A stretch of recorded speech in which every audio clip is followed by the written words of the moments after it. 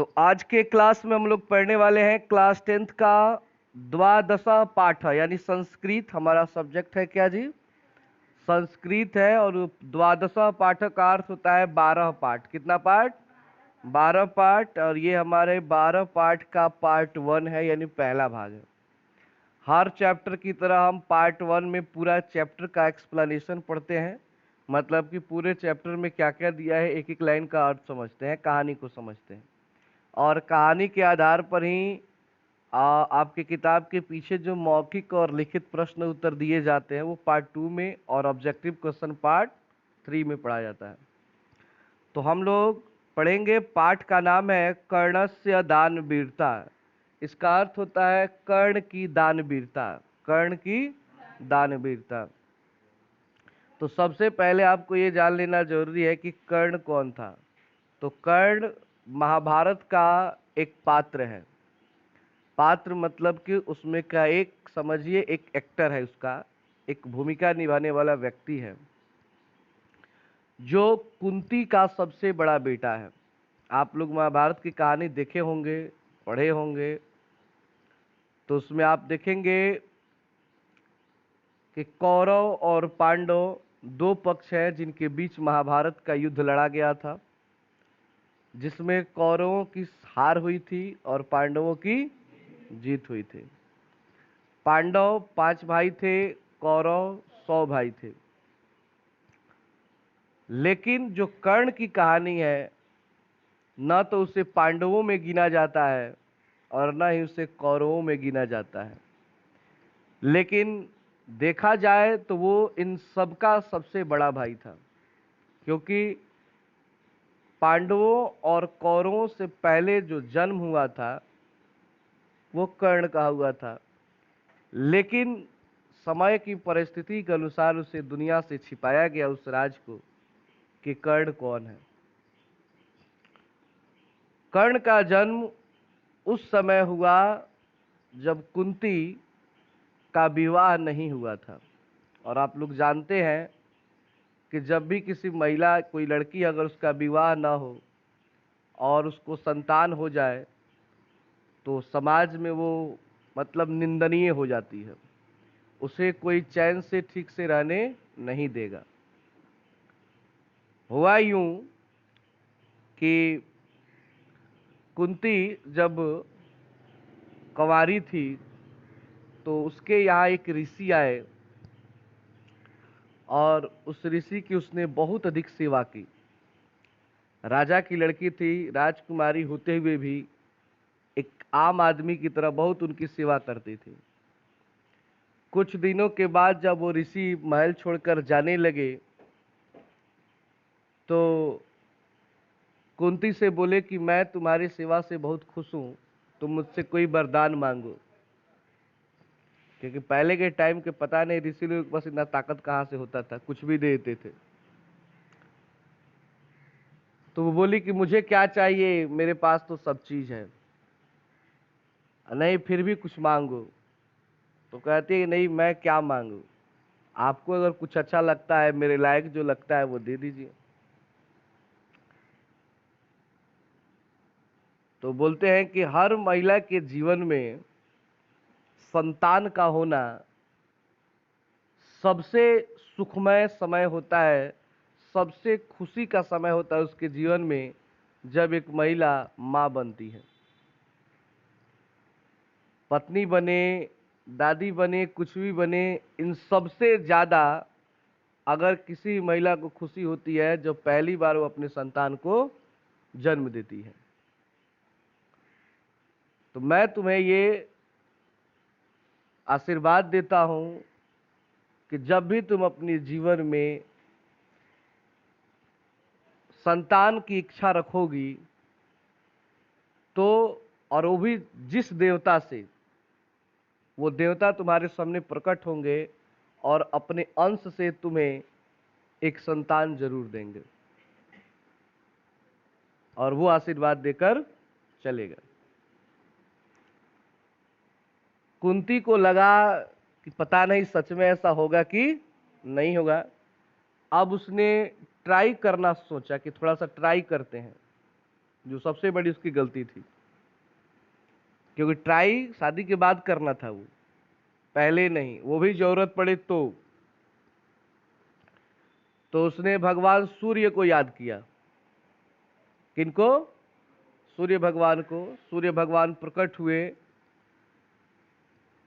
और उन्होंने अपने आशीर्वाद से एक संतान दिया। अब वो बोली मुझे क्या, मैं तो बस इसे चेक कर रही थी। तो सूर्य भगवान बोले कि आशीर्वाद है, वापस नहीं हो सकता है, अब तुम्हें ये बच्चा रखना ही पड़ेगा। तुमने क्यों अभी बुलाया मुझे? नहीं बुलाना चाहिए था। अब ये डर गई, बिल्कुल डर गई कि अब क्या कर, इस बच्चे को कोई भी देखेगा, कोई भी पूछेगा कौन है, तो मैं क्या बोलूंगी। तो वो बोलती है कि मैं इस बच्चे को नहीं रख सकती हूं। तो उसे लेकर के एक डाली में, नदी में उसे बहा देती है। किसको? उस बच्चे को। अब बच्चा पानी में जाएगा तो मर जाएगा। तो भगवान सूर्य उसके एक तरह से पिता हुए। उन्होंने अपने प्रताप से, अपने आशीर्वाद से उसके शरीर पर कवच और कुंडल दे दिया। कवच और कुंडल। कवच यानी कि पूरे शरीर को ढक लेगा, कोई भी अटैक उस पर हो, कुछ भी चले, कुछ भी जाएगा, उस पर असर नहीं करेगा, उसे कोई मार नहीं सकता है। और कान में कुंडल। कवच कुंडल भगवान सूर्य ने दिया था ताकि वो उसकी रक्षा कर सके। और ये सही बात था कि जब तक उसके शरीर में कवच और कुंडल होता, कोई भी उसे मार नहीं सकता था, वो किसी से हार नहीं सकता था, चाहे कुछ भी हो, कोई भी देवता हो, वो डर किसी से नहीं हार सकता था। और उसी का नाम पड़ा कर्ण। क्या नाम पड़ा उस बच्चे का? नाम समझ रहे हैं, जिसके बारे में हम लोग पढ़ने वाले हैं, उसकी जन्म की कहानी है। तो इसमें जन्म की कहानी नहीं है, कहानी है कवच और कुंडल की। तो आखिर ये कवच कुंडल कब और कहाँ कैसे है, समझ गए ना? वहां से बहता हुआ पानी में वो जा रहा था, तो अधिरथ नाम का एक रथ बनाने वाला एक मजदूर था। अधिरथ नाम था उसका। क्या नाम था? अधिरथ। उसको वो पानी में मिला, नदी के किनारे वो स्नान कर रहा था, तो देखा कोई बहता हुआ कुछ जा रहा है, तो देखते एक छोटा सा बच्चा, उसको उठा के वो लाता है। और उसका भी एक अपना उसके बाद बेटा होता है अधिरथ का। तो दो, मतलब उसको अपने बेटे की तरह मानने जानने लगता है। लेकिन उसे कुछ ही समय में पता चल जाता है कि ये किसका पुत्र है, क्योंकि जो कुंती की सहेली है या दासी कहिए, वो इस बात को जानती थी क्योंकि उनके साथ रहती थी। वहीं आकर बोली कि इस बच्चे को तुम यहाँ से लेकर कहीं दूर चले जाओ, इस राज्य में मत रहो, नहीं तो जिस दिन कुंती को ये पता चल जाएगा कि यही मेरा बेटा है, तो उस समय तो मान लीजिए उसने बहा दिया डर के मारे। हो सकता है कहीं आगे न डरे और लोक लाज को छोड़कर इसे अपना ले, तो लोग उस पर तरह तरह के ताने मारेंगे, उसका जीना मुश्किल हो जाएगा। तो इसे तुम अपना बच्चा बनाकर इसे पालो। और अधिरथ उस कर्ण को अपना बेटा मानकर, बड़ा बेटा मानकर उसे पालता है। और उसका एक अपना बेटा है जिसका नाम है श्रोण। क्या नाम है? श्रोण नाम है। उसकी जो माँ है, यानी कि अधिरथ की जो पत्नी है, अब उसकी माए न हुई, उसकी नाम था राधे, यानी राधा। क्या नाम था? राधा। और आगे चलकर कर्ण अपने नाम के आगे राधे लिखता था। राधे कर्ण। कोई भी उससे नाम पूछता था क्या नाम है तुम्हारा, तो बोलता था राधे कर्ण। छोटी जाति में, अब सारे लोग समझते थे कि अधिरथ का पुत्र है, छोटी जाति से है। तो पहले के नियम, उस टाइम में ये नियम नहीं था कि छोटी जाति के लोग पढ़ाई करेंगे, छोटी जाति के लोग धनुष चलाएंगे, मतलब किसी प्रकार का कोई अधिकार नहीं था। अगर कोई भी ये गलती कर दिया तो बहुत बड़ी उसको सजा दी जाती थी, जिसका परिणाम श्रोण पर गुजरा था। एक बार की बात है कि श्रोण मंत्र पढ़ दिया, गायत्री मंत्र होता है ना, ओम भूर्भुवस्व तत्सवितुर्वरेण्यम भर्गो देवस्य धीमहि धियो यो नः प्रचोदयात्। उस मंत्र को एक बार पढ़ दिया। बहुत लोग बैठे हुए थे, राजा लोग। जिसके चलते उसको सजा दी गई कि सोना खौलाकर उसके मुंह में डाल दिया जाए शुद्ध करने के लिए। क्यों पढ़ा ये? इतना न सोना डाल दिया सबकी उम्र ये गया। और उसी समय से कर्ण के मन में क्रोध हो गया बड़े जाति को लेकर के, और उसी समय से उसके मन में आया कि मैं पढ़ूंगा लिखूंगा चाहे कुछ भी हो जाए। तो किसी भी गुरु के पास वो जाता था, लेकिन कोई भी उसे पढ़ाने के लिए तैयार नहीं होता था कि नहीं तुम शुद्ध पुत्र हो, छोटे जाति से हो, नहीं पढ़ाएंगे तुमको। तो तब उसको समझ में आता है कि इस तरह कोई मुझे पढ़ाने वाला नहीं है। तब वो परशुराम जी के पास जाता है, जिनके बारे में कहीं आप लोग विष्णु पुराण देखे होंगे, तो उसमें देखे होंगे परशुराम भगवान विष्णु का ही अवतार है वो भी, या रामायण देखे होंगे तो जहाँ पे राम जी धनुष तोड़ते हैं तो खिसिया के फिरसा लेके पहुँचते हैं, कौन तोड़ दिया कौन तोड़ दिया, उसको काट के रख देंगे, वही परशुराम जी। तो परशुराम जी से वो शिक्षा कर्ण लेता है जा करके, लेकिन झूठ बोल करके बोलता है कि मैं एक ब्राह्मण का लड़का हूँ। किसका लड़का हूँ? वो जानता है कि अगर सच बोल दूंगा तो ये मुझे पढ़ाएंगे नहीं, और वो उनसे शिक्षा ग्रहण करता है, मन से पढ़ता है। लेकिन अंतिम समय में ये बात जानकारी हो जाती है किनको? परशुराम जी को ये बात जानकारी हो जाती है, बहुत गुस्सा होते हैं। उनको ये खराब नहीं लगता है कि तुम छोटी जाति से, उससे उनको दिक्कत है कि तुम झूठ क्या है बोला। तो बोलता है कि भगवान अगर मैं सच बोल देता तो आप मुझे पढ़ाते ही नहीं। और गुस्से में वो श्राप भी देते उसको कि जितना भी मैंने तुमको सिखाया है आज तक, याद रखना जिस दिन तुम्हें इसकी सबसे ज्यादा जरूरत पड़ेगी उस दिन तुम ये सब भूल जाओगे। इस तरह तो तुम्हें कोई नहीं हरा सकता है, मैं जानता हूं कि मेरे जितने भी शिष्य हुए हैं सब में सबसे तुम तेज हो। लेकिन जिस दिन इन सारे अस्त्र शस्त्रों की तुम्हें आवश्यकता सबसे ज्यादा पड़ जाएगी, ऑटोमेटिक सब भूल जाओगे, कुछ यादें नहीं आएगा। क्या मंत्र पढ़ना है, आप लोग देखते होंगे रामायण में लोग मंत्र पढ़ के तीर पैदा करते हैं, तो कौन कौन अस्त्र तैयार करते हैं, वो सारा चीज गायब हो जाएगा, तुम नॉर्मल साधारण बन जाओगे। बेचारा वहां से भी दुखी होकर चला आता है, सोचता है चलो ठीक है जो हुआ सो हुआ। और इतना ना मतलब वो तेज था कि धीरे धीरे उसकी मित्रता कौरवों के सबसे बड़े भाई दुर्योधन से हो गई। किससे हो गई? दुर्योधन से। दुर्योधन का वो मित्र था, दुर्योधन ने उसे एक अंग देश का राजा बना दिया, छोटा सा एक राज्य था, उसने उसका राजा बना दिया। तो एक क्वेश्चन याद रखिएगा, पूछा जाता है कर्ण किस देश का राजा था?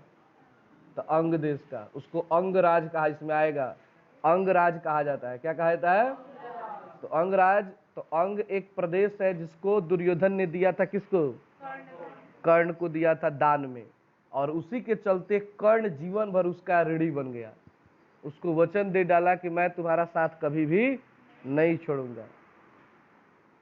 बाद में चलकर कर्ण को यह पता चलता है कि दुर्योधन बहुत ही दुष्ट व्यक्ति है, लेकिन अपने वचन के कारण उसने उसका कभी साथ नहीं छोड़ा। भगवान कृष्ण उसको बार बार समझाने का प्रयास करते हैं कि तुम छोड़ दो उसका साथ, वो अधर्मी है, लेकिन वो अपनी दोस्ती के लिए कहता है कि नहीं, मैं उसका साथ नहीं छोड़ सकता। बाद में चल के उसे पता चलता है कि मेरी माँ कुंती है और पांडव मेरे भाई है और उन्हीं को मारना है मुझे, फिर भी वो दुर्योधन का साथ नहीं छोड़ता। बहुत लंबी कहानी है, तो अब हम सीधे चलते हैं कहानी पे। जब महाभारत का युद्ध हो रहा था तो 18 दिन तक महाभारत का युद्ध चला था। कितने दिन तक चला था? 17वें दिन की ये कहानी है जो हम लोग पढ़ने वाले हैं, यानी कि लड़ाई से खत्म होने से एक दिन पहले की दिन है। उस समय हुआ क्या था कि जो पांडव थे 5 भाई, बड़े थे युधिष्ठिर, उसके बाद भीम, अर्जुन, नकुल और सहदेव। तो कर्ण ने ये प्रतिज्ञा ली थी कि मैं अर्जुन को मारूंगा। उसने कुंती को वचन दिया। जब कुंती और कर्ण को यह पता लग गया कि मैं पांडवों का बड़ा भाई हूं, तो कुंती से वचन देता है कुंती को, याद रखिए युद्ध में मैं आपके 4 बेटों को कुछ नहीं करूंगा और किसी को कुछ करने भी नहीं दूंगा, लेकिन इस युद्ध में या तो मैं रहूंगा या तो अर्जुन रहेगा, क्योंकि दोनों धनुर्धारी थे, धनुष चलाने में दोनों तेज थे, किसी से कोई कम नहीं था। आपके जो 5 बेटे कहलाते हैं इस संसार में, वो हमेशा 5 बेटे रहेंगे। अगर वो मर गया तो मैं आ जाऊंगा आपके पास, और मैं मरा तो वो तो आपके पास है ही। तो कर्ण बहुत अच्छा व्यक्ति था, बस वो गलत आदमी के साथ था जिसके चलते मारा गया। इसीलिए कहा जाता है कि संगति भी अच्छी की करो ताकि तुम आगे बढ़ो, ना कि तुम बर्बाद हो जाओ, तुम्हारे नाम पर दाग लग जाए। बार बार ये कृष्ण भगवान बात उसको समझाते हैं कि अच्छे का संगत अच्छा होता है, बुरे का संगत करोगे तुम खुद बर्बाद हो जाओगे। लेकिन कर्ण उनकी बातों को नहीं मानता, और यही उसके जीवन की सबसे बड़ी गलती थी।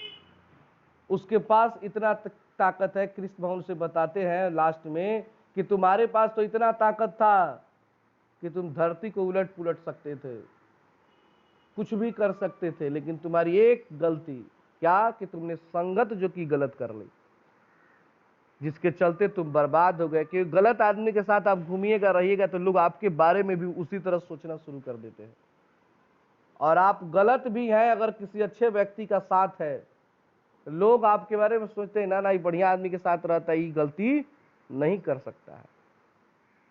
ये पहचान है, लोगों की संगत का असर बहुत पड़ता है। आप किस संगत में है इसका बहुत ज्यादा असर आप लोगों पे, व्यक्ति के जीवन में पड़ता है।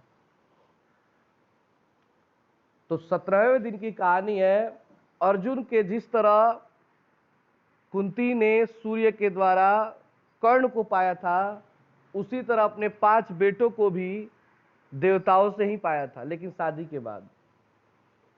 जो युधिष्ठिर थे वो थे धर्मराज, यानी कि जो यमराज होते हैं ना, उनके पुत्र थे। भीम जो थे पवन पुत्र थे। पवन पुत्र जो हनुमान जी के भी पिता के नाम क्या था? पवन हवा। सुने पवन पुत्र हनुमान। तो एक तरह से भीम और हनुमान जी भाई थे। और अर्जुन जो थे वो थे इंद्र भगवान के पुत्र थे। किनके पुत्र थे? देवताओं के राजा कौन, किनको माना जाता है? इंद्र भगवान को। तो इंद्र भगवान को यह टेंशन हो गया कि कर्ण अर्जुन से तेज है। ये बात सच भी था। कर्ण चाहता तो अर्जुन को मार देता, लेकिन अर्जुन से कर्ण नहीं मारा जाता क्योंकि वो शक्तिशाली था बहुत ज्यादा।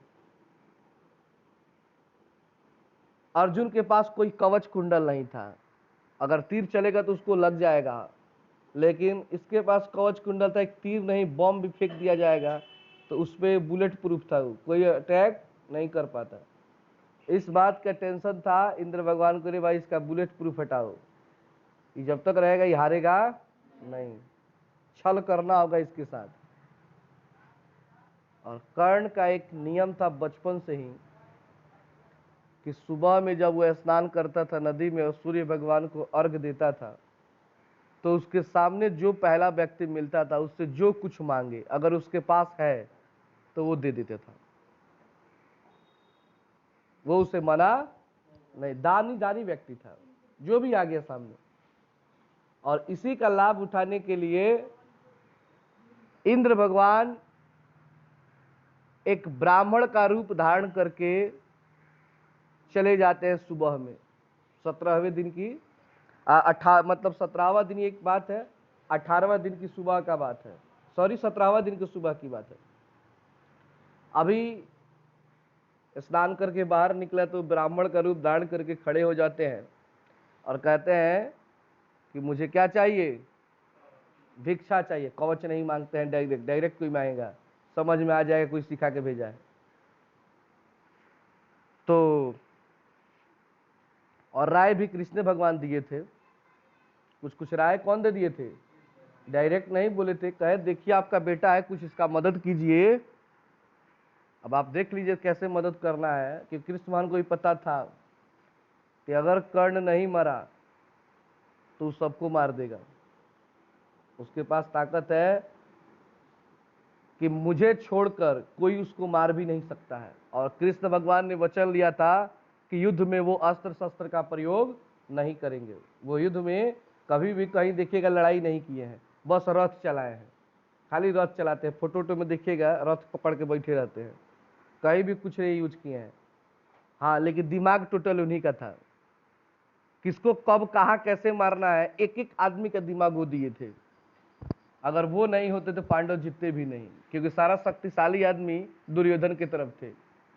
भीष्म पितामह, द्रोणाचार्य, कर्ण जैसे महारथी, और सबसे ज्यादा सेना जो थी दुर्योधन की तरफ थी। कैसे ही लोग जीत पाते, लेकिन वहां पे दिमाग, किसको कब और कितना तेजी से मारना है, इस सारा चीज का सेटिंग कृष्ण समझाते थे अर्जुन को। इसीलिए कहा जाता है मारने वाले से बड़ा होता है उसका प्लानिंग करने वाला। मारने वाले से बड़ा होता है, खतरनाक होता है प्लानिंग करने वाला, दिमाग देने वाला। दिमाग वाला आदमी बहुत खतरनाक होता है। पाकिस्तान से जब यहाँ पे 10-12 आतंकवादी चलते हैं तो उन्हें कोई सिखा कर भेजता है। उन्हें थोड़े ना पता होता है क्या करना है, लेकिन मेन माइंड उसका जो दिमाग देने वाला जो एकदम बैठा हुआ वहां पे, उसको को ऑपरेट करता है, कहाँ पर कितना अटैक करना है वो जानता है सारा चीज। तो मेन वो होता है। ये लोग तो बस आदमी आए हैं भाड़ा पर। तो अर्जुन से थोड़े ना कुछ हो पाता अगर वो कृष्ण भगवान नहीं होते तो ब्राह्मण का रूप धारण करके चले जाते हैं और कहते हैं कि मुझे भिक्षा चाहिए। तो बोलते हैं मांगिए आपको क्या चाहिए। तो शांत हो जाते हैं कुछ देर के लिए, कैसे मांगे। तो अपने से खुद कहता है क्या चाहिए, गाय चाहिए, हाथी चाहिए, घोड़ा चाहिए, जमीन चाहिए, क्या चाहिए आपको। तो सब के लिए वो ना बोलते हैं, कहते ना ना ये सब हमको क्या क्या होगा, मुझे नहीं चाहिए। तो बोलता है तो फिर आपको क्या चाहिए, मैं अपना सर काट कर दे दूं। तो कहता है मैं ये भी नहीं चाहिए मुझे। तब उसको शक होने लगता है कि रे भाई कौन आदमी है कि इतना सामान दे रहा है फिर भी कह रहा है नहीं, या खुद को भीख मांगा कर रहा है। भीख मांगा सो कह दीजिए कि एबर के भीख मांगा तो कि मांग दे सेंगे तो लोग पिटबो करी। एबर लोग आओ तो कुछ दे दी तो लोग हेतना दे देते, वो मन ना कर ले देवे के है तो एतने देते नहीं जैब कि ना वो ले ली, बुझ रही है मैंने एबर के मैंने वो बरा कई बात होते थे। तो अब लास्ट में अपना भेद खोलते हैं और उनके पास बैठे हैं शल्यराज। कौन बैठे हैं? शल्यराज इसमें आएगा। शल्य बताए थे, शल्य कौन थे? शल्य थे नकुल और सहदेव के मामा। अब आप समझिए कहानी को थोड़ा। नकुल और सहदेव के मामा। अब आप कहेंगे पांडवों के मामा थे तो दुर्योधन की तरफ से क्यों लड़ रहे थे? तो कारण ये था कि छल से दुर्योधन ने अपने पक्ष में शल्य को कर लिया था। शल्य जो थे थोड़े रसिक मिजाज के व्यक्ति थे, मतलब आज के जमाने में समझ लीजिए ऑर्केस्ट्रा में देखने वाले व्यक्ति थे। उस टाइम में भी ऐसे ऐसे लोग थे। ये कपटी लोग पहले भी थे, आज भी भरे पड़े हैं। तो उनको क्या किया कि दुर्योधन एक बार खूब बढ़िया डांस वांस दिखवा दिया, खुश हो गए और वचन दे डाला कि जब भी तुम्हें आवश्यकता होगी मैं तुम्हारी तरफ से क्या करूंगा। और पहले के टाइम में लोग वचन देते तो पीछे नहीं हटते थे, उसको पूरा करते थे। अब उनको क्या पता था कि हमारे ही भगने से लड़ाई कर लेगा ये। वो बोले भगना ही है, कभी आवश्यकता पड़ेगा तो दे दिया जाएगा। और शल्य के पास एक वरदान था कि जो भी उस पर अगर क्रोधित हो जाएगा, जो भी उस पर गुस्सा हो गया, उसका सारा बल, मतलब कि उस समय के लिए, उस समय उसका सारा बल उसके अंदर चला जाएगा और वो कमजोर पड़ जाएगा। एक फाइट मार तब गिर जाता है, कमजोर हो जाएगा तो कोई कैसे जीतेगा। इसीलिए जब भी वो किसी से लड़ाई लड़ता ना तो उसको गुस्सा दिलाता, मतलब उल्टा सीधा बात बोलने लगता है, तुम्हारा बाबूजी ऐसा है, तुम्हारी मातारी ऐसी है, ताकि गुस्सा हो जाए आदमी। और गुस्सा करा के उसको कमजोर करके वहीं पे क्या करता था। अब कमजोर पूरा शरीर से हो जाओगे तो एक थप्पड़ कोई मारेगा तो आदमी गिर जाएगा वहीं पे। मान लीजिए आपको बुखार लगा है 1-1.5 महीना से, आपसे चला नहीं जा रहा है, तब आप युद्ध कर लेंगे किसी से, आपका ताकत भी उसके अंदर चला गया, पहले से उसका ताकत है ही। तो शल्य के पास यही शल्य है। और शल्य लास्ट टाइम में कर्ण का रथ चलाते हैं, उसके वो सारथी हैं। तो शल्य समझाते हैं कि कर्ण रुक जाओ, अब तुम्हारे साथ यहाँ पे छल होने वाला है। ये व्यक्ति कोई साधारण नहीं है, बार बार अलग अलग चीज हर चीज तुम देने के लिए कह रहे हो, ये कह रहे हैं नहीं चाहिए, इसका मतलब कोई खतरनाक चीज मांगने आया है। तो वहां पे कर्ण कहता है कि आप तो जानते हैं ना कि मुझसे कोई कुछ मांगेगा मैं ना नहीं कहता हूं, मांगने दीजिए, मैंने तो जान देने के लिए बोल दिया है, अब इससे बड़ा क्या होगा मेरे जीवन में। तो बोलते हैं क्या चाहिए, क्या खुद कर्ण पूछता है क्या कवच और कुंडल चाहिए? तो कहता है हाँ हाँ यही चाहिए, यही चाहिए। समझ जाता है कि कृष्ण का छल है ये दिमाग कोई और दिया है, क्योंकि जितना तेज पांडवों में कृष्ण थे ना, उतना ही तेज कौरवों में शकुनी था। माने दो जने में लड़ाई खूब चलता था। शकुनी का नाम सुनेंगे मामा, शकुनी बहुत तेज व्यक्ति था वो। कृष्ण भगवान कहते थे कि इसके पास उतना मैं तो भगवान होकर उतना दिमाग रखता हूँ, ये आदमी होकर हमारी बराबरी करता है, मुझसे ये कम खतरनाक नहीं है। तो उधर का दिमाग देने वाला वो था, इधर से ये दिमाग देते। मैंने दो आदमी में ये दोनों युद्ध नहीं लड़े थे, लेकिन दोनों दिमाग से लड़े थे। मैंने दोनों तरफ एक वीआईपी लोग बैठे रहे, समझावे ला, राय देवे ला, वही राय से सारा काम होके। अगर वहां पे शकुनी होता ना, कर्ण के पास देने ही नहीं देता, उस समय बाप रे बाबू कहाँ छूने देता, भाग भाग भगा देता उसको, वो जानते युद्धे हरवा देगा ही। लेकिन वो बात जब कहता हाँ यही चाहिए यही चाहिए, कर्ण समझ जाता है, कहता है चलिए ठीक है। तुरंत अपने कवच कुंडल को अपने तलवार से काट काट करके, जो शरीर का अंग है वो ऊपर से लगाया थोड़े न गया था, कपड़ा थोड़ा तो उस शरीर में मिला था, काट काट कर उसे निकाल दिया, दे दिया, ऐसे कान काट कर दे दिया पूरा ही। और उसके बाद बोला कि आप अपने असली रूप में अब आ जाइए, छोड़िए ब्राह्मण बन के आए अपने ले लिए, अब तो असली रूप में आइए, अब कौन है। तो इंद्र के रूप में आते हैं, तो हंसने लगता है कि आपको इसको करने की, ऐसे भी मांगते, आप ब्राह्मण बनकर नहीं आते, ऐसे भी आते तो मैं दे देता, मैं ना किसी को नहीं कहता हूँ। लेकिन उसके साथ यहाँ पे छल हुआ था, ये अच्छी बात नहीं थी। इस बात का उनको इतना शर्म आया इंद्र भगवान को। अब किसी को शर्म आएगा कि नहीं, अपने बेटे को बचाने के लिए किसी दूसरे का जान ले लिया। अब फिर भी वो आदमी आपको कुछ गलत सलत नहीं बोल रहा है, हंस रहा है आपको देख करके। तो इंद्र भगवान बोलते हैं कि तुम मुझसे कोई वरदान मांगो। तो कहता है कि जिससे दान मांगा जाता है उसको देने के लिए नहीं सोचना चाहिए।